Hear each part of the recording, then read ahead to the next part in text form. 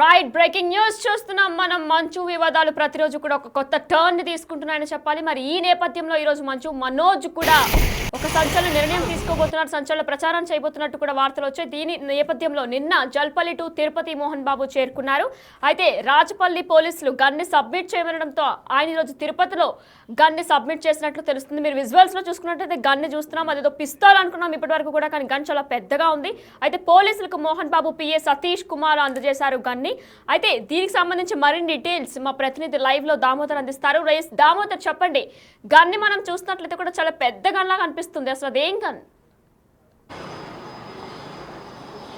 India ఏదైతే మోహన్ బాబు కుటుంబ వివాదాల నేపథ్యంలో హైదరాబాద్ పోలీసులు ఆయుధాలు స్వాధీనం చేయమంటూ హెచ్చరించిన నేపథ్యంలో తిరుపతిలో ఏదైతే ఆంధ్రప్రదేశ్కు సంబంధించి గతంలో గన్ లైసెన్స్ తీసుకున్న మోహన్ బాబు అక్కడ ఒక తుపాకీని కొనుగోలు చేశాడు. ఈ నేపథ్యంలో ఆ తుపాకీ ఎప్పుడు విద్యానికేతన్లో ఉంచుకునేవాడు. ఈ నేపథ్యంలో విద్యానికేతన్కు సంబంధించి అక్కడున్న ఆ గన్నును చంద్రగిరి పోలీసులకు అప్పగించడంతో వారు తిరుపతి ఆర్ముడ్ విభాగంలో ఆ గన్నును అప్పగించడానికి వెళ్ళారు. మొత్తం మీద 13వ తేదీనే మోహన్ బాబు పిఏ సతీష్ ఈ గన్నును చంద్రగిరి పోలీసులకు అప్పగించిన నేపథ్యం. మరోవైపు ఏదైతే ఉందో మోహన్ బాబు నిన్న అర్ధరాత్రికి తిరుపతికి చేరుకున్నారు. తిరుపతి విమానాశ్రయానికి ప్రత్యేక విమానంలో చేరుకున్న ఆయన నేరుగా తన ఇంటికి వెళ్ళారు. ఆ తర్వాత ఇంట్లో నుంచి విద్యానికేతన్లో ఉన్న తన ఇంట్లో నుంచి బయటికి రాలేదని కూడా తెలుస్తుంది. మొత్తం మీద అయితే ఈ వివాదానికి సంబంధించి ఏదైతే మోహన్ బాబు ఆస్తుల కుటుంబ ఆస్తులకు సంబంధించి అటు మంచు మనోజు, మోహన్ బాబు, మంచు విష్ణుల మధ్య జరుగుతున్న గొడవల నేపథ్యంలో ఈ విషయాలను కవర్ చేయడానికి గతంలో 9వ తేదీన ఒక మీడియా ప్రతినిధులు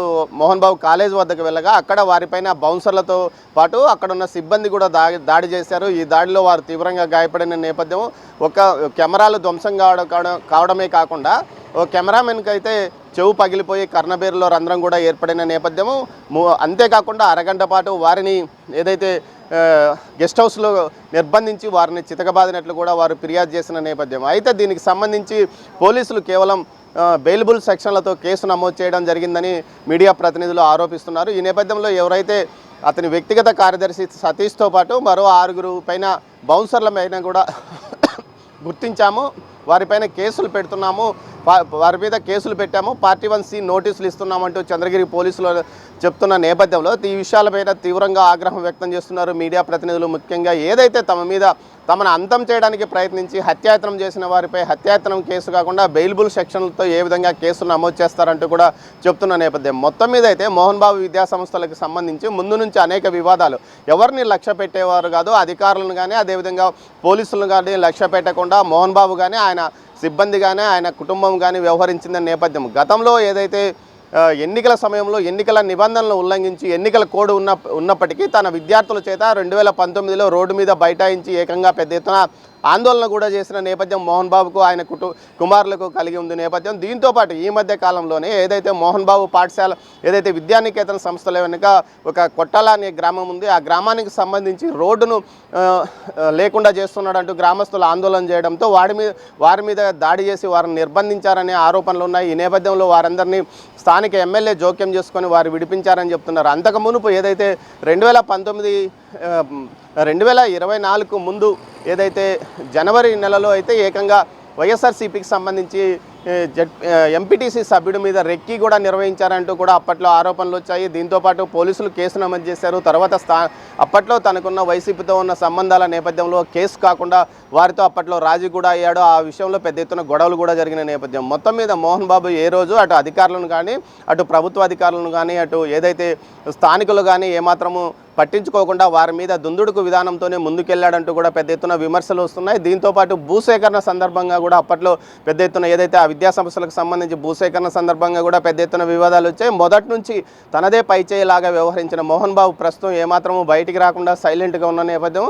మరోవైపు ఏదైతే ఎటు హైదరాబాద్లో కేసులు నాన్ బెయిలబుల్ కేసులు నమోదైన నేపథ్యం, వీటిపైన మీడియా మీద దాడి చేసిన దానికి అరెస్టు కూడా అటు హైకోర్టు కూడా బెయిల్ ఇవ్వని నేపథ్యంలో ఆయన ఇటు ఇటు విద్యానికేతన్ తిరుపతి విద్యానికేతన్కు చేరుకోవడం, అయితే ఏదైనా తెలంగాణ పోలీసులు ఇక్కడికి వచ్చి అరెస్ట్ చేస్తారా అన్న కోణంలో కూడా ఆలోచిస్తున్నారు. అందుకే ఆయన ఇక్కడికి వచ్చాడు, అక్కడైతే పోలీసులు అరెస్ట్ చేసే అవకాశం ఉంది, అందుకే ఇక్కడికి వచ్చాడు అని చెప్తున్నారు. అయితే ఇక్కడ పోలీసులు ఈ విషయంలో తెలంగాణ పోలీసులు తమకు సహకారం అడిగితే ఖచ్చితంగా వారికి సహకరిస్తాము, వారికి ఏమాత్రము ఇబ్బంది కలగజేయము, వారు అరెస్ట్ చేయాలనుకుంటే అరెస్ట్ చేయొచ్చు అన్నట్లు కూడా చెప్తున్న నేపథ్యం. మొత్తం మీద చూసుకుంటే ప్రస్తుతం వివాదం ఇంకా కొనసాగుతుంది. ఏదైతే మోహన్ బాబు ఇటు రావడం కొంత ఇక్కడ ఉన్న పోలీసులకు తలనొప్పిగా మారే అవకాశం ఉంది. ఏదైనా అరెస్ట్ చేయడానికి ఇటు తెలంగాణ పోలీసులు వస్తే తమకెందుకు వచ్చిన తలనొప్పి అనుకుంటూ ఇక్కడ భావిస్తున్నారు. మరోవైపు ఏదైతే మోహన్ బాబు కుమారుడు మంచు మనోజ్ ఇటు రాజకీయ అరంగేట్రం చేయడానికి రెడీ అవుతున్నాడన్న వార్తలు వస్తున్న నేపథ్యంలో ఏదైతే భూమా నాగిరెడ్డి యొక్క వర్ధంతి సందర్భంగా ఆయన ఇక్కడ వస్తున్నాడంటూ ప్రచారం జరుగుతున్నది. మొత్తం మీద భారీ ఎత్తున కాన్వాయ్తో హైదరాబాద్ నుంచి వస్తున్నాడని చెప్తున్నారు. అయితే ఈ విషయంలో అటు జనసేన పార్టీ కానీ అటు టీడీపీ కానీ వీరిని తీసుకుంటుందా లేదా అన్న కోణం అనే ఆలోచనలో జరుగుతుంది. ఇప్పటికే భూమా కుటుంబం టీడీపీతో ఉంది. భూమా అఖిలప్రియకు మౌనికకు మధ్య ఆస్తుల గొడవలు కూడా ఉన్నట్లు ప్రచారం జరుగుతున్న నేపథ్యంలో అక్క సహకారం ఉంటుందా లేకపోతే ఇండివిజువల్గా వీరు జనసేనలో చేరే అవకాశం ఉందా అన్న కోణంలో కూడా ఒక ప్రచారం జరుగుతుంది. అది మొత్తం మీద అయితే మనోజ్ మాత్రం ఇప్పటికే ఏదైతే తన కుటుంబ సభ్యులకు తాను దూరంగా ఉన్నట్లు గతంలోనే ఒక 6 నెలల నుంచి అతని చర్యలు చెప్తున్నాయి. ఇందులో ఏదైతే ఇప్పుడు జరిగిన గొడవలు కూడా అందుకు ఉదాహరణగా చెప్తున్నాయి. ముఖ్యంగా తెలుగుదేశం ఎన్నికల సమయంలో 2019 ఎన్నికల సమయంలో ఏదైతే 2024 ఎన్నికల సమయంలో యూనివర్సిటీలో జరిగిన స్నాతకోత్సవంలో నేరుగా అక్కడ విద్యార్థులను ఉద్దేశించి మంచు మనోజ్ ఎవరికి ఓటు వేయాలో నిర్ణయించుకోండి, డబ్బులకు ఓటు వేద్దండి, మన ఓటు వేసిన వ్యక్తి నిజాయితీపరుడుగా ఉండాలి, అదేవిధంగా మన అభిప్రాయాలను అనుగుణంగా వ్యవహరించేవాడు ఉండాలంటూ పరోక్షంగా అటు కూటమికి మద్దతు పలికాడు. దీంతోపాటు మోహన్ బాబు కూడా కొంత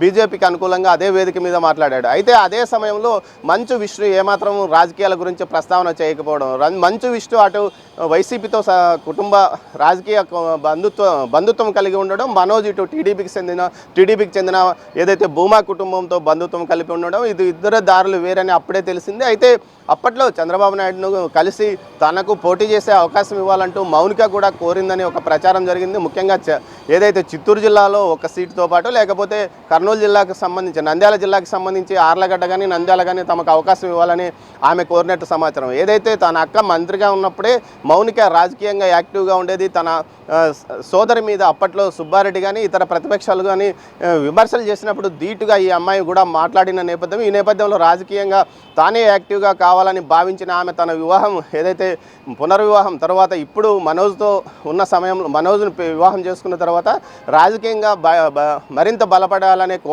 కోణంలోనే ఆమె ముందుకు వెళ్తుందని తెలుస్తుంది. ఈ నేపథ్యంలో ఈ వివాదాల తర్వాత ఏదైతే ఈ కుటుంబ ఆస్తి వివాదాల తర్వాత వారు రాజకీయంగా పయనించే అవకాశం ఉన్నట్లు కూడా తెలుస్తుంది. మొత్తం మీద అయితే మనోజ్ కూడా తనకు ఒక రాజకీయ పార్టీ అండ బలంగా ఉండాలి, ఈ ఆస్తుల వివాదం నుంచి బయటకు రావాలంటే ఖచ్చితంగా రాజకీయ పార్టీ అండదండలు ఉండాలని కోరుకుంటున్న నేపథ్యంలో అటు జనసేన కానీ టీడీపీ వైపు వెళ్ళే అవకాశం ఉందని ఖచ్చితంగా చెప్పవచ్చు. మరోవైపు మోహన్ బాబును ఇక్కడికి తెలంగాణ పోలీసులు వచ్చి అరెస్ట్ చేస్తారా లేకపోతే మరోసారి ఏదైనా బెయిల్కు హైకోర్టులో మరో బెంచ్కి వెళ్తాడా అన్న కోణంలో కూడా ఆలోచిస్తున్నారు. దీంతోపాటు ఏదైతే బౌన్సర్లు మీడియా ప్రతినిధుల మీద ఏదైతే తిరుపతి విద్యానికేతన్లో దాడి చేసిన నేపథ్యంలో వారిని అరెస్ట్ చేయాలి, నాన్ బెయిలబుల్ కేసులు పెట్టాలంటూ కూడా మీడియా డిమాండ్ చేస్తున్న నేపథ్యంలో నెక్స్ట్ స్టెప్ ఎలా ఉంటుంది అన్నది చూడాలి. మొత్తం మీద ఇప్పటికైతే ప్రస్తుతం మోహన్ బాబు ప్రస్తుతం విద్యానికేతన్లోనే ఆయన ఇంట్లో ఉన్నాడు. ఆయన బయటకు వచ్చి ఏమైనా మీడియాతో ఈ విషయం మీద మాట్లాడే అవకాశం ఉందా అన్న విషయంలో కూడా చర్చలు జరుగుతున్నాయి. ప్రస్తుతానికైతే తనకు ఇచ్చిన ఆయుధాన్ని ఆయన సరెండర్ చేశారు 13వ తేదీ. ఆ ఆయుధం ప్రస్తుతం ఏఆర్ పోలీసులకు ఇటు చంద్రగిరి పోలీసులు సరెండర్ చేశారు. విన్యా విజువల్స్ లో గన్ అంటే పిస్తోల్ సైజ్ లో ఉంటుంది అనుకున్నాం, కానీ గన్ చూస్తే చాలా పెద్దగా ఉంది. అసలు దేం కన్నది, దీని గురించి ఏమైనా డీటెయిల్స్ ఉన్నాయా మీ దగ్గర? విన్యా ఏదైతే తిరుపతి సమీప ప్రాంతంలో అటవీ ప్రాంతం కాబట్టి ఏదైతే ఇక్కడ ఎక్కువగా ఇలాంటి గన్స్కే లైసెన్స్ తీసుకుంటారు. దీంతోపాటు బారెల్ గన్ అంటారు దీన్ని, 2 బుల్లెట్స్ ఉంటాయి. అయితే ఏదైతే తమ ఇంటి మీదకి అడవి జంతువులు దాడి చేసే అవకాశంలో వాటిని వేటాడడం కోసం వాటి నుంచి సంరక్షణ కోసమే ఎక్కువగా అడవి జంతువుల నుంచి సంరక్షణ కోసమే ఇలాంటి తుపాకుల లైసెన్సు చాలా వందల సంఖ్యలో చాలామంది ఇక్కడ తిరుపతి జిల్లా ఉమ్మడి చిత్తూరు జిల్లాలో నాయకులు కానీ ఇటు రైతులు కూడా పంట పొలాల వద్ద తమకు ఎలాంటి ఇబ్బంది ఉండకూడదని రైతులు కూడా ఇలాంటి లైసెన్స్ తీసుకుంటారు. సుమారు ఏదైతే ఎన్నికల సమయంలో మనం రాష్ట్రంలో ఎక్కడా లేని విధంగా ఉమ్మడి చిత్తూరు జిల్లాలోని రైతులు ఏదైతే అటవీ సరిహద్దు ప్రాంతాల్లో ఉన్న రైతులు ఇలాంటి బ్యారెల్ గన్స్ను సరెండర్ చేయడం రివాజు. అలాంటి గన్నే ఇది. కేవలం అటవీ జంతువులను వేటాడడానికి, ఏదైతే అటవీ జంతువుల నుంచి పంట పొలాలను రక్షించుకోవడం కోసం తీసుకున్న లైసెన్స్ లాగా ఈ లైసెన్స్ తీసుకొని ఉండవచ్చు. అందుకోసమే ఇలాంటి గన్ ఆయన కొనుగోలు చేసి ఉండవచ్చు. మామూలుగా అయితే రివాల్వర్ లాంటిదే ఏదైతే ఆత్మరక్షణ కోసం అయితే గన్ లైసెన్స్ తీసుకుంటారు, కానీ ఇది ఇక్కడ ఈ ప్రాంతానికి సంబంధించి ఇటు బ్యారెల్ గన్నే ఎక్కువగా ఉపయోగిస్తుంటారు. అందుకోసం ఇలాంటి గన్ను తీసుకొని ఉండవచ్చు. అది కూడా ఇప్పటికంటే ఏదో చాలా సంవత్సరాల క్రితం, అంటే ఇప్పట్లో కాదు, అది సుమారు 80-90 మధ్య కాలంలోనే ఈ లైసెన్స్ పొంది ఉంటాడని భావిస్తున్నారు. అది రాజ్యసభ సభ్యుడు కాకముందే. అందువల్లనే ఇలాంటి గన్ లైసెన్స్ తీసుకుండొచ్చు. అందువల్లనే ఇలాంటి గన్ కొనుగోలు చేసి ఉంటాడని కూడా చెప్పవచ్చు. విన్య జరుగుతున్న ఈ వివాదాల నేపథ్యంలోనే ఆయన తిరుపతి వెళ్ళి కొంచెం ప్రశాంతత కోసం తిరుపతి వెళ్ళిపోయారా అంటే ఆయన నివాసం దగ్గరికి. జల్పల్లి మళ్ళీ 24లోకి వచ్చే అవకాశాలు ఏమైనా ఉన్నాయా, లేదంటే తిరుపతిలోనే ఉండబోతున్నారా? దీనికి సంబంధించిన అప్డేట్స్ ఉన్నాయా మీ దగ్గర? విన్యా, దీనికి సంబంధించి 2 రకాలుగా ఆలోచించవచ్చు. తెలంగాణలో ఉంటే పోలీసులు అదుపులోకి తీసుకుంటారా, లేకపోతే ఇప్పటికే హైకోర్టు బెయిల్ పిటిషన్ను తోసిపుచ్చిన నేపథ్యంలో పోలీసులు అరెస్ట్ చేసే అవకాశం ఉంది అన్నారు. అయితే అతను నిన్న ఏదైతే ఎవరినైతే అతను గాయపరిచాడో ఆ మీడియా ప్రతినిధి వద్దకు వెళ్ళి క్షమాపణలు చెప్పాడు. అయితే అయినప్పటికీ ఆ మీడియా ప్రతినిధి కేసు వెనక్కి తీసుకున్నట్లు తీసుకున్న సమాచారం లేదు. ఇప్పటికే కేసు నమోదైన పరిస్థితి. హైకోర్టు